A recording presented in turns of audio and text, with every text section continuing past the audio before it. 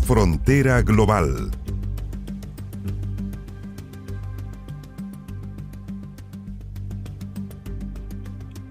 ¿Cómo están? Bienvenidos y bienvenidas a un nuevo programa de Frontera Global, este nuevo espacio que tenemos para analizar lo que pasa en el mundo, toda la actualidad internacional, ver a qué puntos claves, a qué países le tenemos que poner atención esta semana. Y para ver justamente las 4 zonas del planeta en donde nos tenemos que enfocar esta semana, vamos a nuestros puntos cardinales.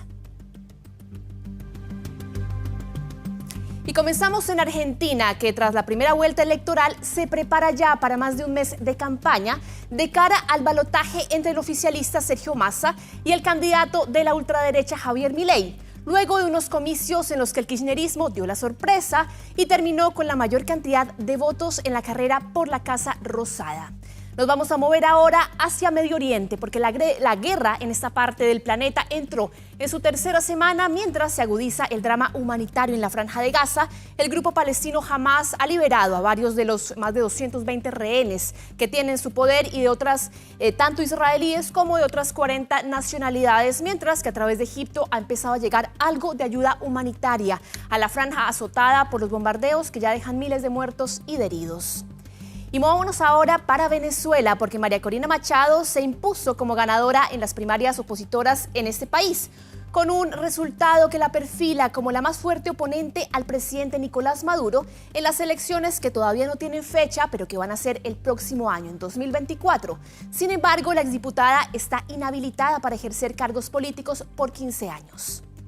Y nos vamos a mover ahora hacia Asia justamente, porque la visita del canciller chino Wang Yi a Estados Unidos va a marcar un hito en la relación entre ambas potencias mundiales. Se trata del funcionario de mayor nivel del gigante asiático en pisar Washington en los últimos 5 años, y todo esto sucede en medio de la tensión global por la guerra de Medio Oriente.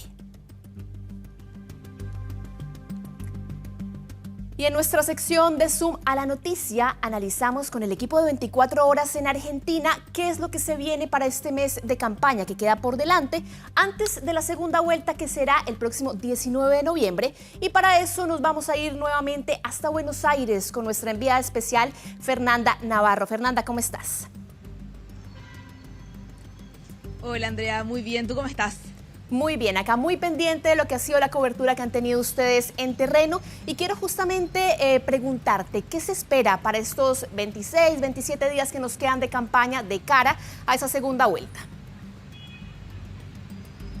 Exactamente, son 26 días los que quedan de campaña y hay que tener claro en algunas fechas muy importantes. Por ejemplo, si viene el próximo debate presidencial, que va a ser entre Javier Milei y Sergio Massa, que efectivamente va a ser el 12 de noviembre, justo una semana antes de que sean los comicios finales, la segunda vuelta, que es el 19 de noviembre. Pero finalmente el ganador de esos comicios, que claramente va a ser uno de los dos, el oficialista o el libertario, se va a saber que cuándo va a tener que ejercer como presidente de Argentina, que eso va a ser el 10 de diciembre finalmente. Fueron unos comicios que, hay que decirlo, bastante sorpresivos. Ninguna encuesta daba el resultado que finalmente se anunció el domingo 22 de octubre, donde finalmente el oficialista Sergio Massa se impuso frente al libertario Javier Milei, quien lideraba todas las encuestas. Una sorpresa, pero que desde el comando de Javier Milei toman como un triunfo de todas formas, pero que ha sido bastante comentado y que la prensa argentina también lo ha llevado bastante, porque es una sorpresa, es algo que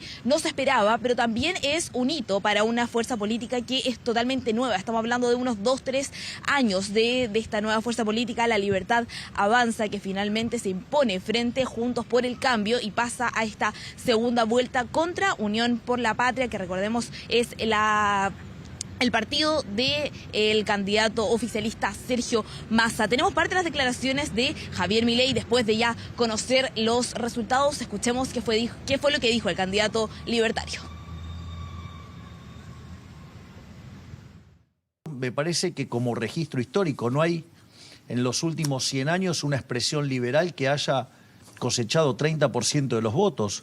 Por lo tanto, eso también es un motivo de satisfacción. Entonces, la verdad que hay muchos elementos como para estar satisfechos. Esto no quiere decir que con esto alcanza. Ahora el objetivo es el que siempre fue, que es terminar con el kirchnerismo. O sea, nosotros estamos dispuestos a ponerle la tapa del ataúd a los kirchneristas. O sea, para nosotros esto es acá no se negocia, ¿no? Declaraciones que le costó finalmente una denuncia por incitar a la violencia, y no es la primera denuncia que tiene el candidato libertario Javier Milei, porque hace una semana aproximadamente el propio presidente Alberto Fernández lo denunció por intimidación pública, cuando él finalmente habla que el peso argentino es prácticamente, o que vale prácticamente, excremento, y eso también tiene que ver con uno de sus planes más comentados. Algunas personas lo alaban y otras personas lo miran con temor. Estamos hablando de la dolarización de la economía argentina, porque recordemos que Argentina es un país que está en una crisis económica bastante importante, tiene un 140% de inflación interanual, y la sociedad argentina, el 40% de los argentinos viven en situación de pobreza, un eje más bien dicho, una situación que golpea firmemente al candidato que ganó finalmente lo que fueron las primeras vueltas. Estamos hablando de Sergio Massa, porque también es el actual ministro de Economía. 24 horas tuvo la opción de poder asistir a la primera conferencia de prensa que dio el candidato oficialista Sergio Massa, cuando después de haber ganado finalmente lo que fue la primera vuelta. Escuchemos parte de sus declaraciones, porque justamente se refiere a su declaración con nuestro país, con Chile. Que tenemos 3 pasos de gas, uno en el norte, uno en el centro y uno en el sur con Chile, y que estamos además aumentando la capacidad de exportación de petróleo, y que tenemos la oportunidad del desarrollo conjunto de lo que es el proceso de industrialización minero, entendiendo que tenemos recursos naturales comunes a los que debemos agregarle valor de manera conjunta. Entiendo que en algunos productos competimos, el vino argentino es mejor que el chileno.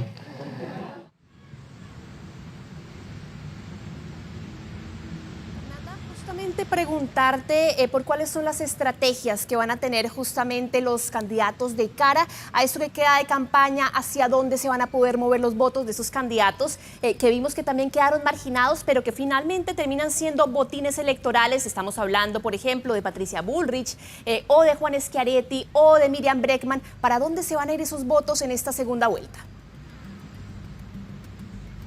Exactamente, finalmente eran 5 candidatos en la papeleta, que tenerlo claro era finalmente Javier Milei, Sergio Massa, Patricia Bullrich, Juan Schiaretti y Miriam Bregman. Pero siempre se hablaba de los 3 favoritos, por eso también los ojos estaban más puestos en estos 3 candidatos. Hablamos de Milei, Massa y Bullrich, pero ahora pasa finalmente Massa y Milei, y hay que ver qué pasa con estos 3 votantes que tenían sus ojos puestos en Schiaretti, en Bregman o en Bullrich. Bueno, algo que hay que tener claro es que por lo menos los votos de Juan Schiaretti y de Miriam Bregman irían directamente a Sergio Massa, todo esto por líneas políticas que tiene, que son mucho más afines. Pero el problema queda en la tercera fuerza, la tercera mayoría de los votos, que fue de la candidata Juntos por el Cambio, Patricia Bullrich, que finalmente hay que ver, se va o a Javier Milei o se va a Sergio Massa, porque por ejemplo, una parte de lo que es el votante también de Patricia Bullrich es totalmente anti-kirchnerismo, entonces es muy difícil que se vaya hacia Sergio Massa, pero también es un votante muy conservador, entonces también es muy difícil que tenga compatibilidad o sea fin a las diferentes medidas del libertario Javier Milei, que son mucho más irreverentes y revolucionarias a lo que está acostumbrado el votante de Patricia Bullrich, que es más conservador, que busca el orden del país, la estabilidad también, teniendo en cuenta que la candidata opositora, Patricia Bullrich, fue ex ministra también de Seguridad, ministra entonces en lo que fue el gobierno del expresidente Mauricio Macri. Finalmente, Fernanda, preguntarte por lo que es el poder territorial de los candidatos, porque recordemos que unos de ellos estaban más fuertes en la región, digamos en provincia de Buenos Aires, otros en el norte. ¿Cómo quedó el mapa político en Argentina de cara a esta segunda vuelta? Bueno, en el área, en el ámbito más bien dicho presidencial, gana en la provincia de Buenos Aires finalmente Sergio Massa, que se dice siempre que el candidato que le va bien acá en Buenos Aires es finalmente el que va a tener la mayoría de votos por la cantidad de gente también que vive en Buenos Aires. Un dato muy importante es lo que pasó en Salta, en esta provincia del norte, donde Javier Milei por lo menos las pasos arrasó, le fue bastante bien. Ahora también obtuvo la mayoría, pero bastante más bajo en porcentaje que lo que obtuvo antes, y también tiene que ver que es una provincia, podemos decir, la más católica de toda Argentina, y Javier Milei ha sido muy fuerte y muy duro también contra el Vaticano, contra el Papa Francisco. Entonces son cosas que claramente ahí a la gente de Salta no le gustó mucho, y se dice también que esos votos se fueron directamente a Sergio Massa, algo que llama mucho la atención porque son dos candidatos totalmente distintos, con propuestas totalmente distintas y con una afinidad política también muy diferente. De todas formas, Sergio Massa se impuso en muchas más provincias que Javier Milei, entonces también ahí tiene una dificultad mucho más importante también de cara a lo que va a ser esta segunda vuelta el próximo 19 de noviembre. Gracias, Fernanda, por la cobertura desde Buenos Aires. Importante mencionar entonces que estamos preparándonos para el primer debate y el último debate que van a tener de cara a lo que va a ser justamente esta segunda vuelta electoral. 12 de noviembre, primer debate entre Javier Milei y Sergio Massa. Y obviamente nosotros vamos a estar muy pendientes desde Buenos Aires. Gracias, Fernanda. Y nos vamos a una pausa comercial. Ya volvemos con todo el análisis internacional aquí en Frontera Global.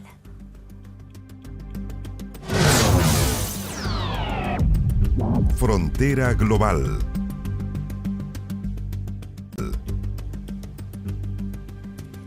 Y esta semana le hacemos doble clic al triunfo de María Corina Machado en Venezuela, porque obtuvo casi 1,5 millones de votos en las elecciones primarias de la oposición, pero vamos a ver cuál es su perfil en la siguiente gráfica de cara a lo que serían justamente esos comicios generales en 2024. María Corina Machado tiene 56 años, recordemos que es del partido 20 Venezuela, que es ingeniera, que está inhabilitada políticamente por 15 años, recordemos además que esto sucedió ya hace 8 años, por una orden que dio la Contraloría General de Venezuela. Y finalmente todo tenía que ver con una supuesta declaración de su patrimonio como diputada que no habría incluido algunos bonos. Todo esto, esta inhabilitación que vemos acá por 15 años, se ve de cierta forma agudizada en el mes de junio de este año, porque lo que decía Estados Unidos, o lo que decía mejor Venezuela, era que ella había apoyado las sanciones que había dado Estados Unidos en contra del régimen venezolano. Pero para ver qué dicen justamente los expertos en Venezuela, Sebastián Marín habló con ellos y lo vemos en la siguiente nota. Tú y yo sabemos lo que está pasando en Venezuela. El gobierno de Venezuela, el presidente Nicolás Maduro, durante más de una década ha sido el rostro femenino más fuerte de la oposición venezolana. por favor. ¿Cómo puede usted hablar de que respeta al sector privado en Venezuela cuando se ha dedicado a expropiar, que es robar? Así en 2012, la entonces diputada María Corina Machado enfrentó al presidente Hugo Chávez, un enfrentamiento que ha mantenido sin tregua durante toda su carrera política, desde que fundó su movimiento 20 Venezuela y presentó su primera precandidatura presidencial, obteniendo apenas un 3% de los votos hasta este domingo, cuando se alzó con el 93% de los sufragios de la oposición. En el 2024 vamos a ganar en esa elección presidencial, vamos a cobrar, vamos a desalojar a Nicolás Maduro y su régimen y vamos a iniciar la reconstrucción de nuestra nación. La figura de María Corina Machado marcó la jornada de las primarias en las que la histórica opositora del chavismo corrió prácticamente sola, luego de la bajada de otros candidatos de renombre como Enrique Capriles. Al votar, la candidata aseguró que pese a las trabas del gobierno, el proceso fue un éxito. De alguna manera la gente se informó y se enteró, porque la participación es impresionante. Y podamos darle esa confianza de que cada voto lo vamos a contar los ciudadanos. Pese a no tener apoyo oficial para realizar estas elecciones, se estima que más de 2 millones de venezolanos participaron en las primarias de oposición que definió el candidato para competir frente a Nicolás Maduro en el 2024. Gane quien gane, la oposición se tiene que unir, porque lo importante es Venezuela y no el protagonismo de uno y de otro. Al final del día, Venezuela tiene que ser la única ganadora y para allá vamos todos. Por ahora queda dilucidar qué ocurrirá en su inhabilitación frente a unas presidenciales donde la transparencia con que actúe el actual gobierno será el foco de atención. Controla el Consejo Nacional Electoral, que es el que organiza las elecciones. Por lo tanto, es muy cuesta arriba, sobre todo que esa mayoría, que yo creo que es real, esa mayoría opositora al gobierno venezolano, pueda expresarse libremente. En ese sentido, un rol importante puede cumplir Estados Unidos, que levantó parte de las sanciones sobre Venezuela. Una de las condiciones es que rehabilite a María Corina Machado como candidata. Venezuela está luchando, además, de manera comprensible, tanto actores del gobierno como actores que no son del gobierno, por modificar las sanciones. Jornada donde la oposición venezolana demostró estar unida bajo el nombre de María Corina Machado, pero donde existen dudas si llegará a la papeleta de unas presidenciales que aún no tienen fecha y que podrían terminar con casi 25 años del régimen chavista en el poder. ¿Pero qué dijo el gobierno venezolano tras el triunfo de María Corina Machado? En su programa semanal con Maduro, el presidente aseguró que los comicios opositores inflaron los resultados como parte de un chantaje, dice él, respaldado por Estados Unidos, mientras que su esposa Cilia Flores calificó estas elecciones como un fraude e incluso pidió que los responsables de esto fueran prácticamente condenados como un delito. Repasemos parte de estas declaraciones. Si pueden tratar de perturbar la vida nacional, si pueden volver a poner al país en la violencia, en la guarimba, en la desestabilización, para ver si le pueden hacer daño otra vez al país. Vienen con un solo discurso, el odio, la intolerancia, la venganza. Y ayer trataron de maquillar un show de un mega fraude para presentar ante el mundo otra vez el mismo error, los mismos errores. Bueno, lo claro es que en este punto María Corina Machado, la principal cara femenina de la oposición venezolana, está inhabilitada por 15 años. Sin embargo, Estados Unidos podría intervenir para que finalmente se le levante esta inhabilitación política y ella pueda competir en una fecha que se estima sea cercana a noviembre del próximo año y finalmente se pueda dar una garantía para que tanto la oposición como el chavismo vayan a las urnas y finalmente se defina quién será el presidente de Venezuela para los próximos 4 o 5 años. Y como no todos son malas noticias, la razón para que el mundo siga girando nos llega desde el otro lado de la cordillera, porque probablemente usted ha escuchado hablar en su casa de Leda Bergonzi, la sanadora argentina, que trae todas las multitudes en la ciudad de Rosario. Bueno, 24 horas vivió in situ una de sus multitudinarias jornadas y acompañó a la chilena que gestiona lo que va a ser la venida de esta mujer argentina a nuestro país. Nos cuenta con todos los detalles Franco Ferreira. Así podría uno perfectamente graficar la entrada de Leda Bergonzi al predio de La Rural en Rosario, plagada de seguidores como una rockstar. Porque así es Leda, y aquel es su encanto frente a las masas. Pero sin esa música, ni nuestros conceptos, lo que tenemos es a una mujer de 44 años, recibida así porque viene a sanar y liberar. Yo creo que encuentran al Espíritu Santo. Y una mujer normal. Igual que todas. Reconozco a Dios, reconozco que Él está. Nos tocó ver mucha gente de Chile que ha venido. ¿Y qué te parece aquello que vengan desde Chile y qué tal una visita a Chile? Ya conoceremos esa respuesta. Antes, descubrimos qué buscan allí quienes van por esa sanación de Leda. Vengo con mi hija, que bueno, en este momento está en el hotel porque no puede estar acá por la situación que ella tiene. Tiene un cáncer ya declarado. Quiero que viva porque tiene alma, su hija. Cumplió 5 años en agosto. Pero fue sin dudar, o sea, dijeron, en este momento hay que probar. No dijimos probar, nosotros dijimos vamos en Leda. Todo ocurre en La Rural, como se le conoce al Parque Municipal Independencia, una suerte de Parque O'Higgins, donde encontramos a Marta. Vengo con mi hija, en realidad, que ahora está acostadita, tiene 15 años, tiene una disautonomía severa y además tiene migraña con aura. Aunque, confiesa, la mueve además un deseo especial, el de llevar a Leda Bergonzi hasta Chile. Quiero decirlo, tratar de hablar con ella. Trabajo en eventos, tengo el conocimiento de cómo llevar un público masivo. Produjo Marta la actividad del Papa Francisco en el Templo Votivo de Maipú cuando visitó Chile en enero de 2018. Por eso sueña con concretar un viaje de Leda. ¿Tirado línea en tu cabeza al menos? Sí, tengo 2 lugares como en mente. Una es el Parque O'Higgins y la otra es el Templo Votivo de Maipú. Y es que el poder del carisma de esta argentina nos lo repite un hombre cuya historia trascendió en las últimas semanas. Yo tenía un problema atrás de la retina que no me lagrimaba. Por ejemplo, a mí me lo puso en la mano y en la vista. Y de ese momento, el primer día, ya empecé a lagrimar. ¿Y aquí es un milagro de Dios o es un milagro de Leda? De los dos. ¿Milagros? Yo creo que encuentran al Espíritu Santo. O sea, vos lo haces vida, lo transmitís y eso es lo que creo que fui haciendo yo durante todo este tiempo. Miles de personas confían en la imposición de manos con la que Leda Bergonzi consigue sanaciones corporales y espirituales. La Iglesia Católica también, y la institución eclesiástica aclara que la Biblia, en la primera carta a los Corintios, indica que el Espíritu Santo derrama en ciertas personas dones y carismas. Por ejemplo, el carisma de las curaciones. Y en un comunicado fechado el 26 de septiembre, el arzobispado rosarino agrega que se comenzaron a experimentar algunos de estos carismas, en particular en la persona de la señora Leda Bergonzi. La Iglesia de Rosario, viendo los frutos buenos que producen mucha gente, acompaña este fenómeno.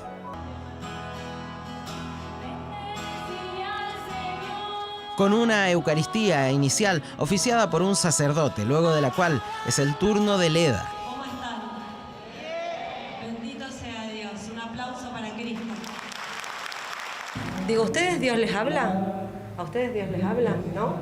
Pues no lo saben escuchar, porque Dios nos habla a todos. También me toma de sorpresa algunas cosas, eso también es gracia de Dios.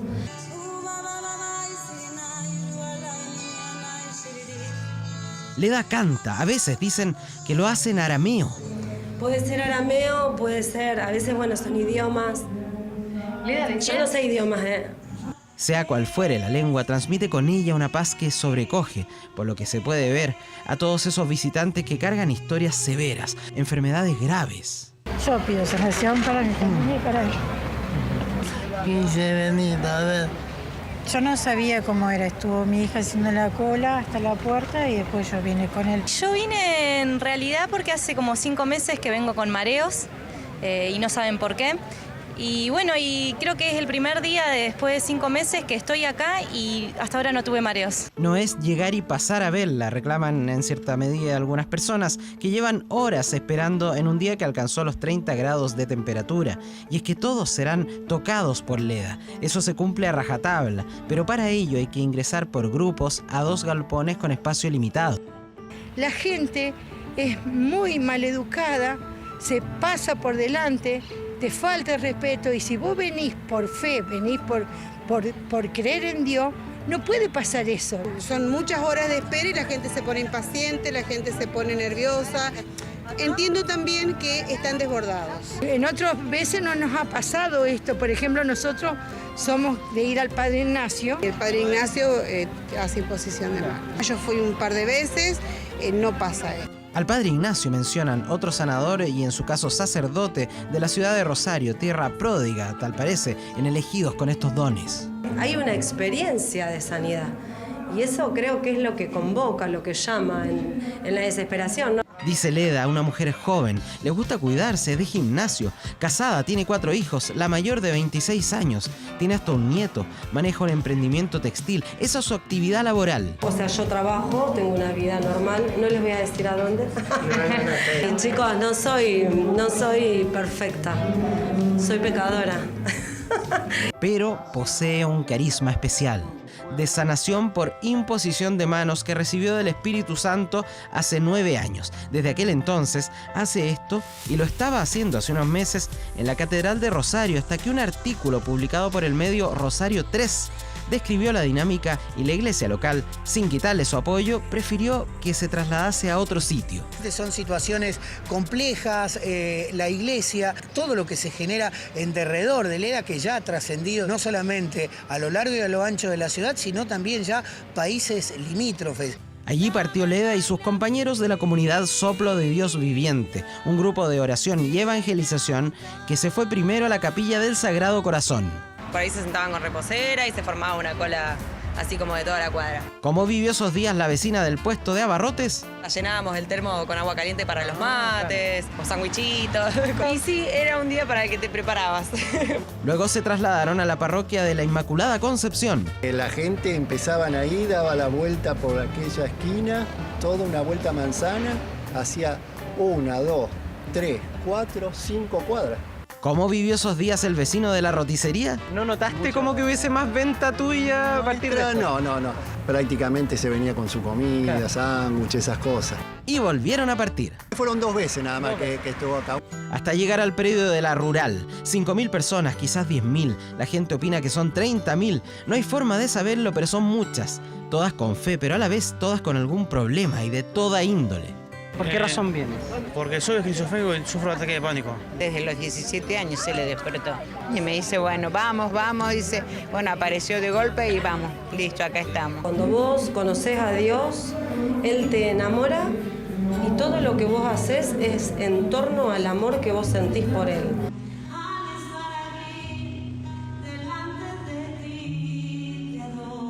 La apertura de puertas es a las 8 de la mañana y los cantos y la imposición de manos de Leda puede extenderse hasta las 3 o 4 de la madrugada siguiente. La comunidad Soplo del Dios Viviente organiza todo con la cooperación gratuita de la municipalidad. Nadie cobra por esto, no hay diezmo, nadie paga por escuchar su canto o sentir sus manos, solo ocurre. Nadie está obligado a nada ni sometido a nada. Acá no hay ningún beneficio. Digo, el beneficio que espero es en la vida eterna. Un negocio detrás de esto no hay. Sin embargo, privados buscan cambiar el día de martes a alguno más cercano al fin de semana. Es lógico que un evento que aporta 10, 15.000 personas desde otra locación nos parezca razonable a nosotros que nucleamos una actividad que parte de ese público pueda llegar y quedarse y conocer la ciudad. Pero Leda es enfática. No.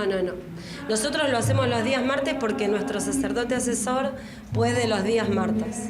Y para invitarla a Chile, Marta, la productora de eventos que conocimos la noche previa, busca hacer contacto con el círculo más cercano a Leda.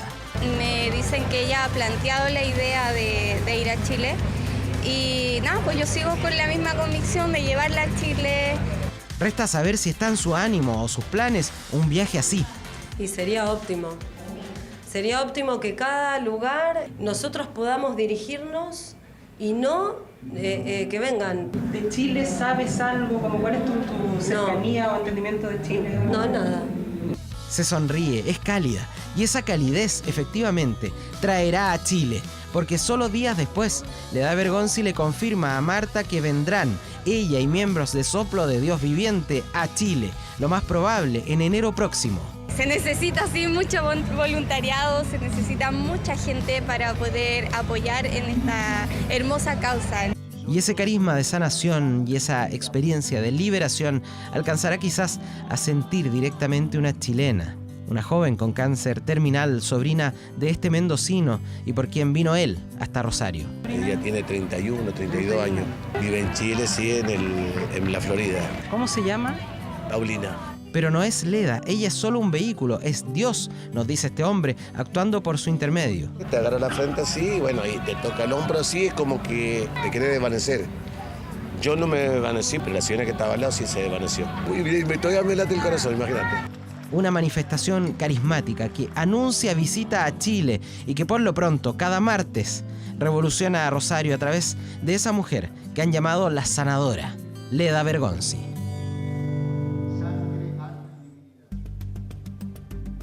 Y con esta razón para que el mundo siga girando que nos da Franco Ferreira desde Argentina, concluimos este programa de Frontera Global, pendientes de estos 4 temas que les mostrábamos al principio, pendientes de lo que suceda con esta campaña electoral en Argentina durante este mes que nos queda de cara a la segunda vuelta, pendientes también de la guerra en Medio Oriente que sigue dejando heridos y muertos de lado a lado, también pendientes de lo que pueda suceder con la inhabilitación política de María Corina Machado, que de momento el gobierno chavista insiste en que no puede ser candidata y no se podría presentar para las elecciones del próximo año. Y pendientes también de lo que pueda suceder con la visita del canciller chino a Washington durante esta semana. Nos vemos.